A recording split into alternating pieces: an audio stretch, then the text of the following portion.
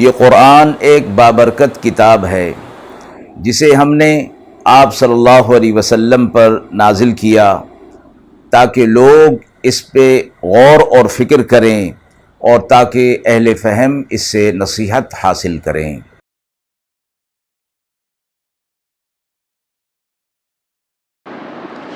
بسم اللہ الرحمن الرحیم۔ السلام علیکم ورحمۃ اللہ وبرکاتہ۔ ناظرین کرام، درس قرآن مجید کے آج کے اس پروگرام میں ہم سورۃ النحل کی آیت نمبر 77 تا 79 کا ترجمہ اور تفسیر پیش کر رہے ہیں اور آخر میں پوچھے گئے سوال کا جواب ہوگا۔ اعوذ باللہ من الشیطان الرجیم، بسم اللہ الرحمن الرحیم۔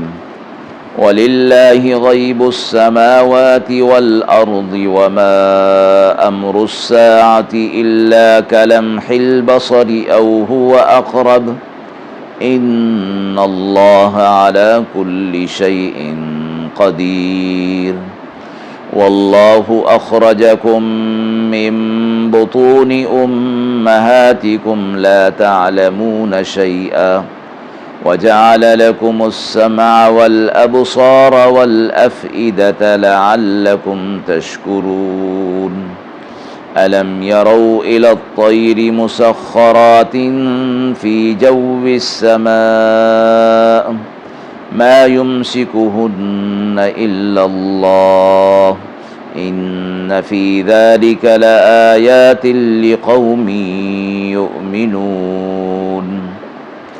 آیات مبارکہ کا ترجمہ ملاحظہ فرمائیں۔ اور اللہ ہی کے پاس ہے غیب کی چیزوں کا علم، آسمانوں اور زمین کے، اور قیامت کا کام تو ایسا ہی ہے جیسے کہ آنکھ کا جھپکنا یا اس سے بھی قریب تر۔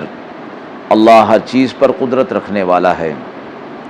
اور اللہ نے تم کو تمہاری ماؤں کے پیٹ سے نکالا کہ تم کسی چیز کا بھی علم نہیں رکھتے تھے، پھر دیے تمہیں کان اور آنکھیں اور دل تاکہ تم اس کے شکر گزار بنو۔ کیا نہیں دیکھتے اڑتے جانور کہ مسخر کر دیے گئے آسمان کی ہواؤں میں، کوئی نہیں تھام رہا انہیں اللہ کے سوا۔ اس میں نشانیاں ہیں ان لوگوں کے لیے جو ایمان لاتے ہیں۔ مذکورہ آیات میں سے پہلی آیت میں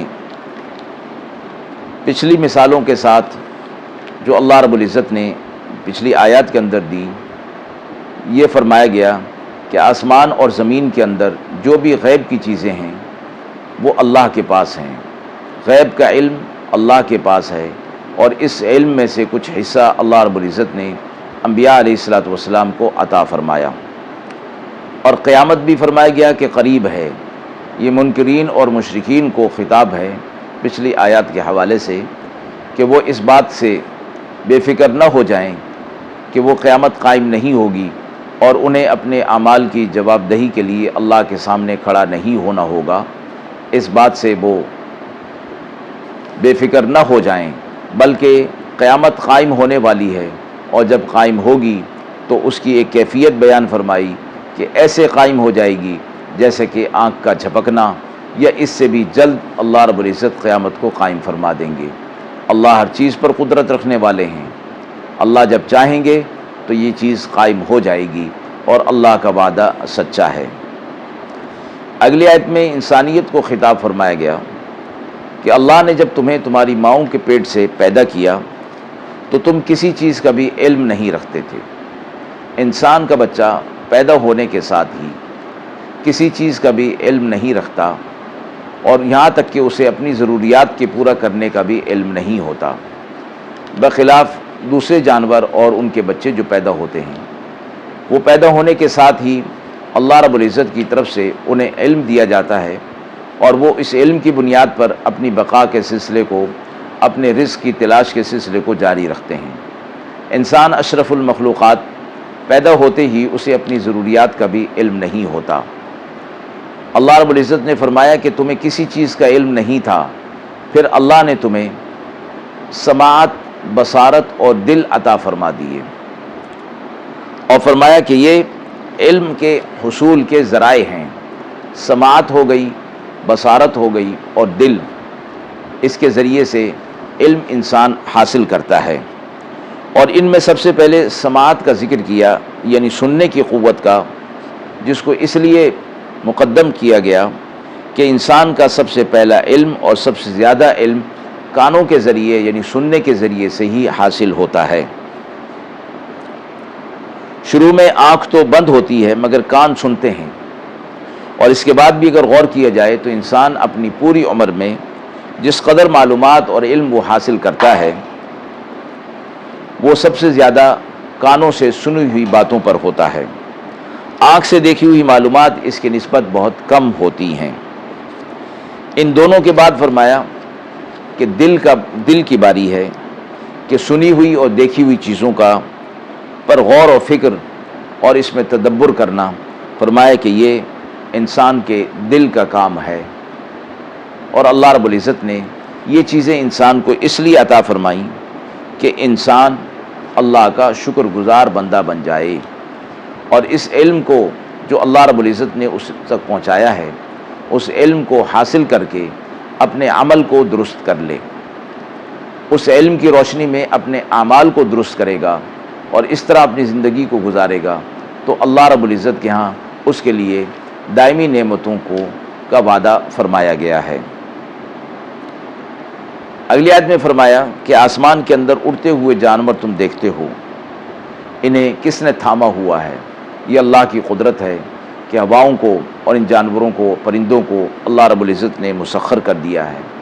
اس میں نشانی اہل ایمان کے لیے رکھ دی گئی ہے، اور جو منکرین ہیں وہ اس کی طرف غور اور فکر نہیں کرتے، اس کی طرف آتے نہیں، وہ علم جو اللہ رب العزت نے انہیں قرآن اور شریعت کی صورت میں دیا ہے اسے وہ حاصل نہیں کرتے، اور اس وجہ سے وہ اللہ کی مسخر کی ہوئی چیزیں اور کائنات کی اندر پھیلی ہوئی چیزوں کا ادراک اور شعور نہیں رکھتے، اس لیے وہ اس سے سبق اور عبرت حاصل نہیں کرتے۔ آیت کے حوالے سے سوال پوچھا گیا ہے کہ نومولود بچے کو فطرت کی طرف سے کیا تعلیم دی جاتی ہے؟ فرمایا انسان کا علم ذاتی نہیں ہے، اللہ رب العزت کی طرف سے اسے دیا گیا۔ پیدائش کے وقت تو اسے کچھ بھی علم نہیں ہوتا، پھر ضرورت کے مطابق وقت کے ساتھ ساتھ اللہ رب العزت اسے علم بلا واسطہ سکھاتا ہے، جس میں نہ ماں باپ کا دخل ہوتا ہے نہ کسی اور معلم کا۔ سب سے پہلے اسے اپنی ضروریات کے پورا کرنے کے لیے رونا سکھایا جاتا ہے، اور وہ رو کر اپنی ضروریات، بھوک پیاس، سردی گرمی کو ظاہر کرتا ہے۔ کوئی اور تکلیف ہو تو بچہ رو کر ہی اس کا اظہار کرتا ہے، اور قدرت نے اس کی ضروریات کے پورا کرنے کے لیے ماں اور باپ کے دل میں ایک خاص الفت اور محبت ڈال دی ہے، اور بچے کی آواز کو سن کر اور اس کی تکلیف کو پہچان کر اس کے دور کرنے کے لیے وہ تیار اور آمادہ ہو جاتے ہیں۔ اگر بچے کو اللہ کی طرف سے یہ تعلیم نہ دی جاتی تو انہیں کون یہ چیز سکھا سکتا تھا کہ جب ضرورت پیش آئے تو وہ اس طرح رویا کرے اور چلایا کرے۔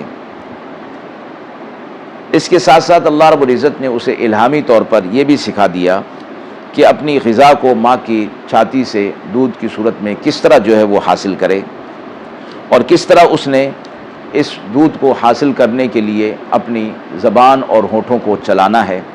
اگر اللہ کی طرف سے اسے یہ تعلیم نہ دی جائے تو دنیا میں کون ہے کہ نومولود کو یہ چیز سکھا سکے، یہاں تک کہ باپ اور ماں بھی اسے یہ تعلیم اور یہ طریقہ نہیں سکھا سکتے۔ پھر جیسے جیسے بچے کی ضروریات بڑھتی جاتی ہیں اللہ رب العزت کی طرف سے اسے خود اس کے اندر بھی یہ سلیقہ پیدا ہوتا رہتا ہے کہ ماں باپ اور آس پاس کے لوگوں سے وہ سیکھتا ہے، اور سب سے پہلے وہ کانوں سے سن کر علم حاصل کرتا ہے، اس کے بعد دیکھ کر، اور پھر دل کا معاملہ آتا ہے۔ تو اللہ رب العزت نے اس آیت کے اندر ان تین چیزوں کا ذکر فرمایا، اور سورہ بنی اسرائیل پارہ نمبر 15 کے اندر بھی یہ فرمایا گیا کہ ان السمع والبصر والفؤاد کل اولئک کان عنہ مسئولا۔